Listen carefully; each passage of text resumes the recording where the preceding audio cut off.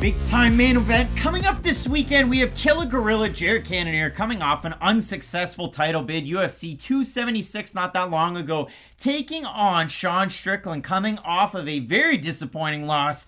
TKO in the first round to your now champ, Alex Pereira. As always, one half your hosting duo, Craig Allen, Twitter and Instagram at Craig Allen FNP. With me to my left, to your right, Matt Allen on the respective socials at Matt Allen FNP. And I know we're really amped up for this fight because for both of these guys, main event experience in the past. For Cannonier, again, his last fight against Adesanya, but he is 2-1 in those main events that he's had. He got a big time win when he took on, Jack Hermansson over Hermansson, hometown guy. Big fight there. He beat Kelvin Gastelum in a main event as well. And for Strickland, he beat Hermansson in a main event. He also beat Uriah Hall, who's now a training partner of Sean Strickland over there at Extreme Couture. So for both of these guys, looking to make moves, start grooves. You know, we're talking up in the top 10, upper echelon of this middleweight division.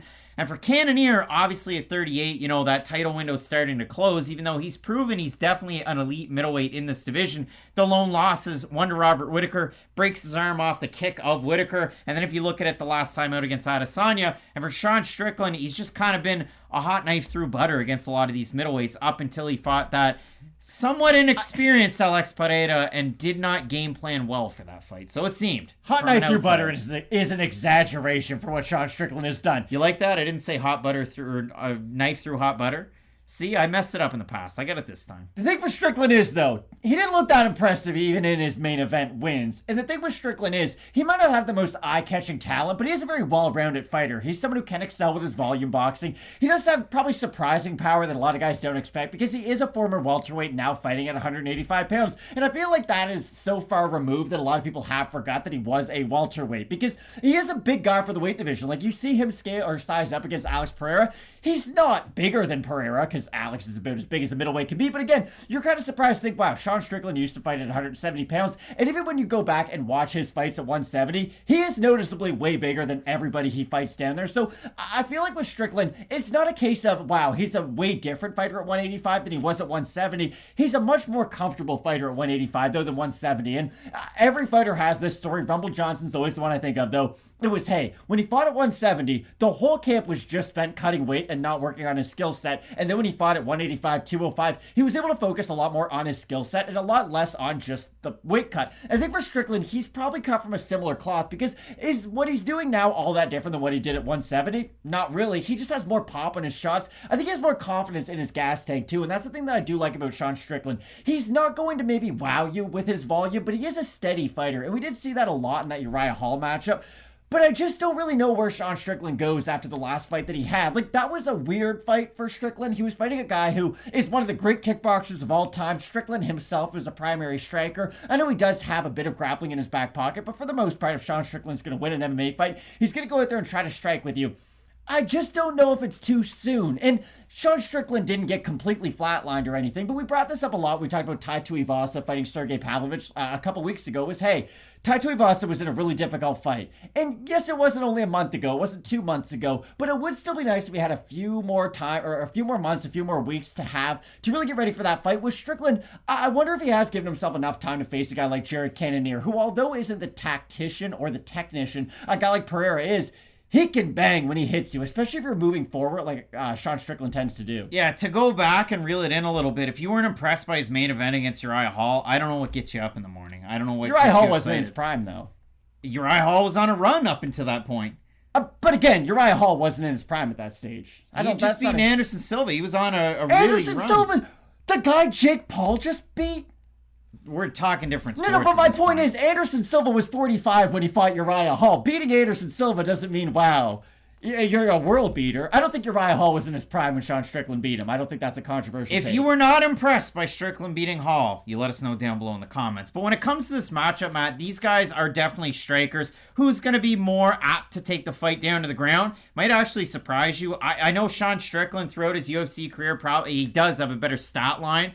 Maybe Cannonier wants to try and mess around on the mat. I doubt it, but again, if we're trying to play devil's advocate for the ground games in this one, that's the way it is. But if you do look at this, you break it down from the eye test, but numerically, Sean Strickland's the much better distance striker. 1.54 distance strikes per minute on his line to a negative 0.38 for Cannonier on that same clip. And go back and break down some of the fights. Look at Jared Cannonier versus Derek Brunson. When does he win that fight? When he crashes that distance and he's able to land in tight. Couple of really nice shots. His elbows are great. His uppercuts are great when he gets in close. Clinch game for both of these guys, Cannonier's probably got the advantage in that over a guy like Sean Strickland. And for Strickland, yeah, you might look at just highlights and say, okay, you just said Sean Strickland's good at distance, but I watched him fight Eliseu Zaleski dos Santos at 170 and get spinning wheel kicked. Yes, you did. But apart from that, and especially on the run that he's had at middleweight, distance has been a friend of Sean Strickland. Jocko fight. 6 years ago. The fight that he was able to have against Jack Marshman, the former paratrooper. The Uriah Hall fight, the fight against Jack Hermanson. I know that was a split decision win, if I'm not mistaken, that he had there. But he was able to get it done. But where did Cannonier win against Hermanson? Crash that distance, and he's able to get those wins. Can he crash that distance against Sean Strickland? That's my big question in this fight. I definitely favor the volume of Strickland, but I just wonder about how many power shots he can eat from a guy like Jared Cannonier. I remember way back when David Branch was going to be the next big thing. It was, hey, look who's new in town. It's David Branch. Jared Cannonier beat the brakes off him, and it wasn't even close. Like, David Branch is a really talented grappler, and Jared Cannonier, he excels in striking when you are a wrestler. Like, when you try to take him down, he's a good enough wrestler to defend a lot of your takedown attempts and expose your weaknesses on the feet. He's not matched up with that kind of a style in this matchup. I just don't know how willing Sean Strickland's going to be to really exchange volume strikes in the pocket with a guy like Cannonier, because I look at Cannonier and some of the recent fights he's had, and I think about the Kelvin Gastelum matchup. I know Kelvin Gastelum was not thought about in his prime when he fought Jared Cannonier, similar to Uriah Hall when he fought Sean Strickland, but I still think that is a fight that you can look at and take some positives from. He was able to hurt Gastelum when Gastelum was moving in. He was only able to score one knockdown in that fight, but still, it was a good shot where he caught a good boxer making his way in, and I think Sean Strickland's going to have to fight in a similar way. I think Strickland's going to be the more likely to move forward, because Cannonier, it's a bit of a gift, but it's also a bit of a curse. He's not the most active guy throughout his fights. Even go back to the Jack Hermanson fight. Hermanson wins that first round, does a lot of unorthodox movements, but Cannonier's willing to lose the battle to win the war, and that's where his power really does come into effect. And I can see this being another one of those fights where Sean Strickland's looking great for 3 rounds. He's out there volume striking. All of a sudden in the 4th round, similar to Michael Johnson when he fought Josh Emmett, Jared Cannonier is able to hit him with one of those really big shots on the inside. I wouldn't be surprised by that result whatsoever. I just think for these guys, only one of them can kind of still stay in that top 7, top 6 in the division, and one of them's then going to be relegated, kind of where Derek Brunson was a few years ago. So I think this is a very important fight for both guys at this stage of their careers. Yeah, and I mean, if you look at it right now, they're going to have to change the poster, because Cannonier was number 2 when they put the poster out. Now he's number 3. Strickland on the Sunday that we tape this is number 7. And if you do consider this in terms of like trade trees, if you're a big like other sports fan of all the other big leagues like NHL, there's always those trade trees that go on for years. For Sean Strickland, the Extreme Couture cornering tree, Chris Curtis cornered Roman Dolidze. Roman won. Sean Strickland cornered Chris Curtis. Chris Curtis won. So can Sean Strickland continue that? And who's going to be the middleweight that corners him in this fight? There's a lot of them that train out of that camp. So if you look at this one in terms of the odds, Cannonier open -150, +100. Sean Strickland open +130, -120. So the odds are close, but they're going in favor of Strickland. And if we have a look at the Tapology votes, record scratch, this one is over in our YouTube community tab. You guys do a great job responding over there and tossing out those poll votes. 65% going with Cannonier. I can say on our Instagram poll at Fight Night Picks, it's pretty much the same. So 65% Cannonier, who's now the underdog. Out of all of the comments, MMA Investing saying, think Cannonier's leg kicks will be the difference. I can see Strickland outboxing him for the majority of the fight, but the leg kicks will add up, and his stance and style leave him very susceptible to a guy who smashes low leg kicks, kind of like Blachowicz versus Ankalaev. Tyler saying, I like Sean in this. Possibly Jared could get a finish, but unlikely.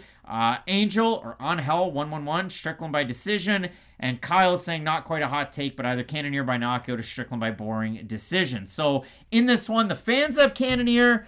I'll look at Tapology. The fans also have Cannonier, and the odds are going in favor of Strickland. Does that concern you? Does that puzzle you? If I pick Cannonier, Sean Strickland's going to outstrike him for 25 minutes, and if I pick Sean Strickland, Jared Cannonier's going to knock him out in the 2nd round. It's a really close fight, even though it might not be close by the time the fight's over. It's one of those really weird matchups, because Cannonier does excel when he's fighting wrestlers, even though he is not a great wrestler. He is one of those weird fighters who's cut from the cloth of, hey, whatever you're bad at, I'm going to try to exploit that part of your game. I do like Cannonier, though, as the underdog, and someone brought it up in the comments section. How'd he beat Anderson Silva?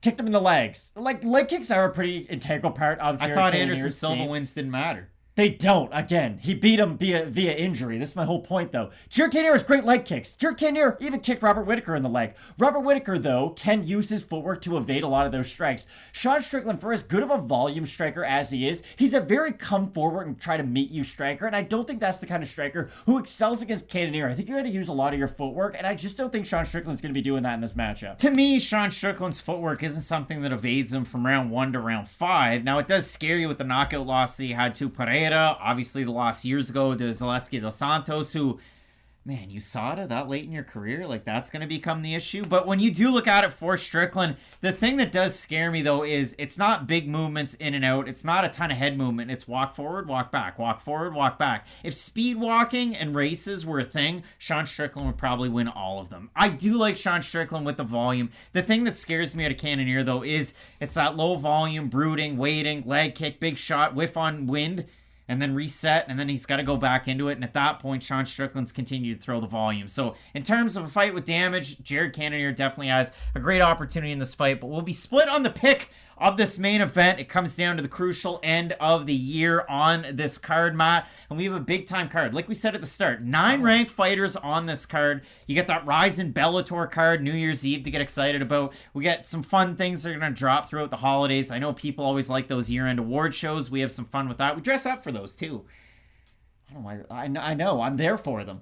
Okay, Matt. So coming out hot at the end. But just weird. I'm really excited for this card, though. I really like the last 2 fight night cards that we have had to end this year. The UFC, they don't really have like a prime season. There's not really a playoffs. I know during the summer there's International Fight Weekend. In the past, they've had some of those bigger press conferences where they try to promote some of the other fight night cards. But I really do like the strength of schedule, at least, that we've had out of some of these fight night cards as of late. The last one was very good. The last pay-per-view might not have wowed people, but entertainment-wise, we had some great fights on that one as well. And I think these fights are all very tightly contested. That's what makes a great fight night card like this. It might not have the big names on it, but there's a lot of really close fights, and that's really all you can ask for as an MMA fan. A lot of great fights. Again, make sure you comment down below if you're not subscribed already. There's quite a few of you that aren't. Toss that. Just hit that button, toss the like, all of that good stuff to really, really end the year on a high note. A great week with UFC 282, and looking forward to a great one with Fight Night. Cannonier versus Strickland coming up this weekend. Keep it locked in with Fight Night Picks. We always say, let's get into it.